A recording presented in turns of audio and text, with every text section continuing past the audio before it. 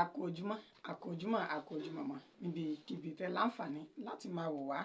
lórí ìkànnì akéde Yorùbá TV News náà láwà.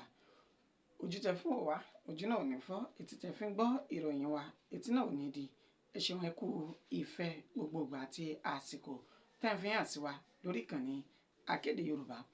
Orúkọ oníròyìn yìí ni Àyànfẹ́ Elédùmarè. Ẹ gbọ́ àwọn kókó inú ìròyìn náà ṣáájú. Àdìrẹ Tinubu ń làágùn o, ṣùgbọ́n ìyá ara rẹ̀ ni kò jẹ́ ká mọ̀. Agbẹnusọ fún ààrẹ Bọ́lá Ahmed Tinubu ló fi ìròyìn náà léde bẹ́ẹ̀. Bàbá ọlọ́mọ mẹ́ta kan ni ó gbẹ̀mí lẹ́nu aya rẹ̀ nítorí owó ilé tí wọ́n ní wọn kò san ní ìpínlẹ̀ Rivers. Ní ìpínlẹ̀ Kaduna, àwọn ajínigbé ti jí akẹ́kọ̀ọ́ tó tó 280 akẹ́kọ̀ọ́ gbé ní ìpínlẹ̀ náà. Àwọn adigunjalè yàwọ̀ ilé olùkọ́ iléèwé gíga kan ní ìpínlẹ̀ Ondo. Wọ́n jí ọkọ rẹ̀ gbé lọ àti oríṣiríṣi nǹkan mìíràn. Kenneth fi ìbínú yọ Kórópọ ọ̀rẹ́ rẹ̀ lásìkò tí wọ́n jọ ń jà lórí ọ̀rọ̀ kan ní ìpínlẹ̀ Èkó. Ẹ gbọ́ àwọn ìròyìn náà lẹ́kùnrẹ́rẹ́ báyìí. Àdìrẹ Tinubu làágùn o, ṣùgbọ́n ìyá ara rẹ̀ ni kò tí ì jẹ́ ká mọ̀ báyìí. Ẹni tó jẹ́ agbẹnusọ fún ààrẹ Bọ́lá Ahmed Tinubu, ìyún Àjúrí Ngelele, òní ó sọ èyí di mímọ̀ lásìkò tó ń bá àwọn oníròyìn sọ̀rọ̀ lórí afẹ́fẹ́ lánàá òde yìí tí ń ṣe ọjọ́ 7 oṣù kẹta ọdún tí a wà níbẹ̀ yìí. Nínú ọ̀rọ̀ rẹ̀ tó sọ, ó ní gbogbo ìgbà ni ààrẹ Bọ́lá Ahmed Tinubu fi ń ṣiṣẹ́, léyìí tó ṣe wípé yóò jí ní aago 7 àárọ̀ kùtù sí aago 8 àárọ̀, tí yóò sì sùn ní nǹkan bíi aago 2 òru àbí aago 3 òru. Ó ní gbogbo ọjọ́ bí ààrẹ Bọ́lá Ahmed Tinubu ṣe ń ṣe lèyí láti fi gbé orílẹ̀-èdè Nàìjíríà lárugẹ. Ó ní ṣùgbọ́n ọ̀pọ̀lọpọ̀ ọmọ orílẹ̀-èdè yìí tí kò súnmọ́ ààrẹ, tí kò mọ ní tí ààrẹ Bọ́lá Ahmed Tinubu ń fi ojú wì níná lábẹ́ aṣọ. Ó ní wọ́n bu ẹnu àtẹ́lu ìṣèjọba rẹ̀. Ó ní òun mọ̀ dájúdájú, òun sì fi ọwọ́ ààrẹ Bọ́lá Ahmed Tinubu gbáyà ní ìgbàgbà wípé ààrẹ ń ṣiṣẹ́ gẹ́gẹ́ bó ṣe tọ́ àti bó ṣe yẹ fún ìdàgbàsókè orílẹ̀-èdè Nàìjíríà. Ó ní tí ọjọ́ Sátidé àti ọjọ́ Sunday, gbogbo ọjọ́ òun ni ààrẹ Bọ́lá Ahmed Tinubu fi ń yẹ àwọn ìwé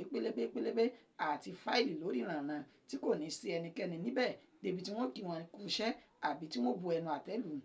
Ó ní ṣùgbọ́n ìyẹ́ tó pọ̀ lára adìẹ ni kò tí ì jẹ́ ká mọ̀ pé ààrẹ Bọ́lá Ahmed Tinubu ó ń ṣiṣẹ́ gẹ́gẹ́ bó ṣe tọ́ àti bó ṣe yẹ láti gbé orílẹ̀-èdè Nàìjíríà dé èbúté ògo. Ó wáá sọ nínú ọ̀rọ̀ rẹ̀ wípé kí gbogbo ọmọ orílẹ̀-èdè yìí kí wọ́n fi ọkàn wọn balẹ̀ pẹ̀lú bó ṣe já sí pé ààrẹ Bọ́lá Ahmed Tinubu yóò wa ọkọ̀ orílẹ̀-èdè yìí dé èbúté ògo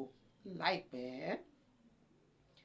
Bàbá ọlọ́mọ mẹ́ta kan ni ó gbẹ̀mí lẹ́nu aya rẹ̀ látàrí àlùbami òkú tó lu ìyàwó rẹ̀ ní ìpínlẹ̀ Rivers.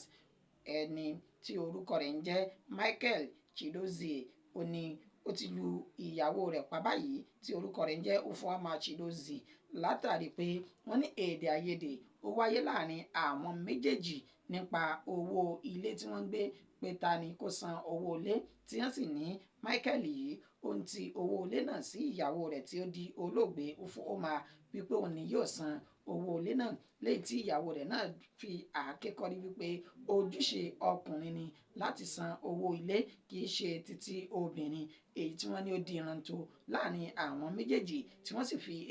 tí wọ́n fi ìjà pẹ́ẹ́ta láàrin ara wọn, títí tí ọkùnrin Michael yìí tó fi lu aya rẹ̀ Ufuoma tí ó fi lù pa tí ẹ̀mí sì fi bọ́ ní ara rẹ̀. Ẹni tó jẹ́ àbúrò olóògbé yìí Ufuoma Chidozie, òun ni ó fi ìròyìn náà síta fún àwọn oníròyìn tó sọ wípé ẹ̀gbọ́n ọkọ òun ni ó pe òun ní ọjọ́ ìṣẹ́gun ọjọ́ 5 oṣù tí a wà yìí ní agbègbè Mile 4 ìyún ní Port Harcourt ní ìpínlẹ̀ Rivers, wípé kí òun tètè máa bọ̀ wá sí ilé àwọn o, wípé òun mọ ohun tó ń ṣe ẹ̀gbọ́n rẹ̀. ó ní ìgbà tí òun máa fi dé ilé náà ó ní òun kò bá Michael ní ilé tí ó ti júbà ehoro tó sì ti fi ẹsẹ̀ fẹ́ látàrí ìwà ọ̀daràn èyí tí ó wù. Ó ní dídé tí òun dé ilé báyìí níṣe ni òun bá òkú ẹ̀gbọ́n òun nílẹ̀ẹ́lẹ̀ tí ó ti sùn gbalaja tí òun sì rí àpá lílù bí àlùbami òkúta ń lu aṣọ òfì ní ara ẹ̀gbọ́n rẹ̀ kó tó ké gbàjarè fún gbogbo àwọn olùgbé agbègbè náà tí wọ́n sì ń wá Michael Chidozie báyìí. Wàyí o, iléeṣẹ́ ọlọ́pàá ní ìpínlẹ̀ Rivers wọ́n ní àwọn yóò wá Michael ọ̀hún tí àwọn yóò sì fi ojú rẹ̀ ba ilé ẹjọ́ lórí ẹ̀sùn ìpànìyàn èyí tí wọ́n fi kàn án. Ní ìpínlẹ̀ Kaduna, àwọn ajínigbé jí akẹ́kọ̀ọ́ tó tó ọ̀rìnlélúgba ìyún 280 gbé lọ ní ilé ìwé alákọ̀ọ́bẹ̀rẹ̀ àti girama Government Secondary School àti LEA Primary School tó wà ní Kuriga ní ìpínlẹ̀ Kaduna ní ìjọba ìbílẹ̀ Chinkun. Ó ní ìròyìn fi tẹ̀ wá lọ́wọ́ pé ní àná òde yìí tí ń ṣe ọjọ́bọ̀ ọjọ́ Thursday ọjọ́ keje oṣù tá a wà yìí ó ní àwọn agbébọn tí wọ́n ya wọ ilé ìwé náà tí wọ́n sì ṣínà ìbọn bolẹ̀ tí wọ́n fi kó akẹ́kọ̀ọ́ tó jẹ́ ọ̀rìnlélúgba pẹ̀lú àwọn olùkọ́ tí wọn kò mọ iye tí wọ́n jẹ́ lásìkò tí à ń kó ìròyìn yìí jọ lọ́wọ́.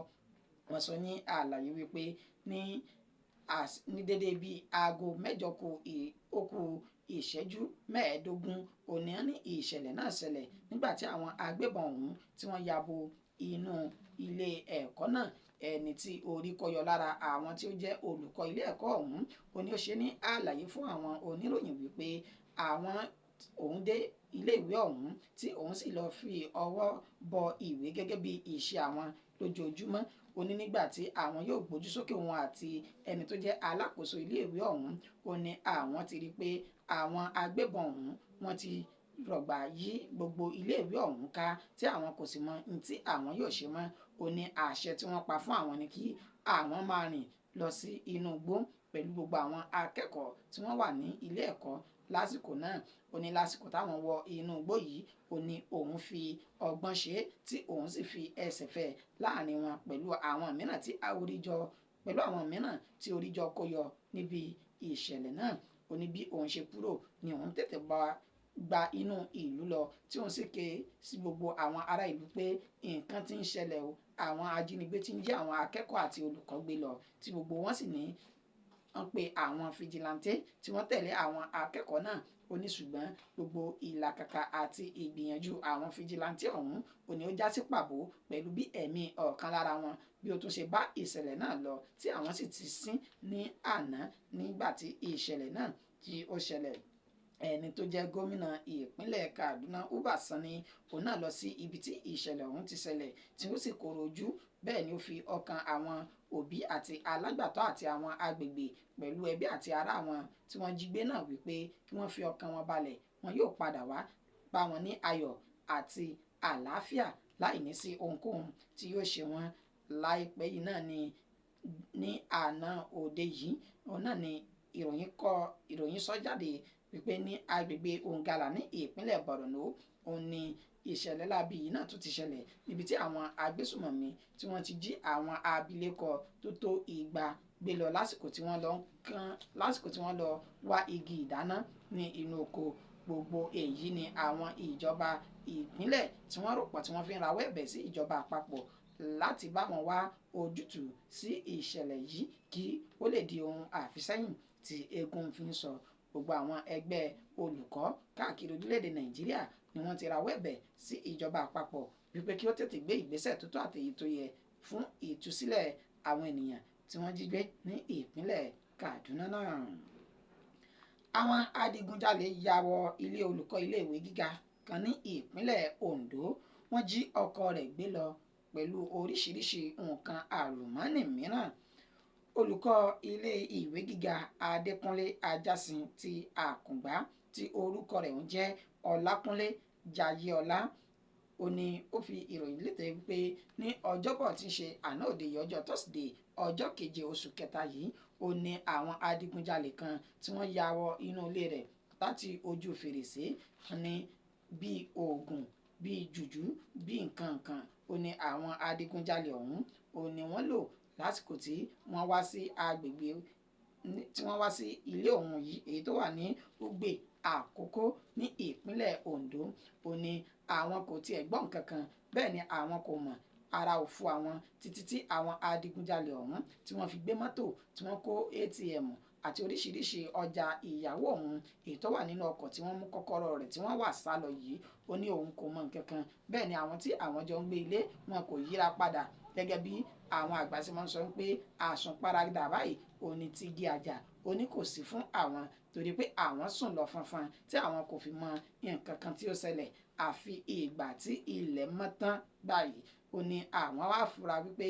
àwọn adigunjalè wọ ilé lóru tí wọ́n sì ti jí oríṣiríṣi nǹkan àti mọ́tò ọ̀hún tó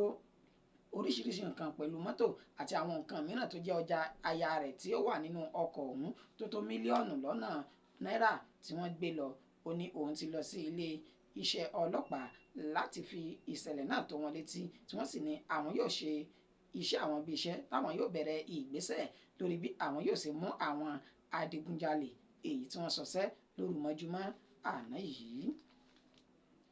Kenneth fi ìbínú yọ Kórópọ ọ̀rẹ́ rẹ̀ lásìkò tí wọ́n jọ ń jà lọ́wọ́ ló bá di èrò ilé ẹjọ́. Ilé ẹjọ́ májísírèètì ní ìlú Ìkòròdú èyún ní ìpínlẹ̀ Èkó ó ní Kenneth ó wà báyìí. Ẹ̀sùn tí wọ́n fi kan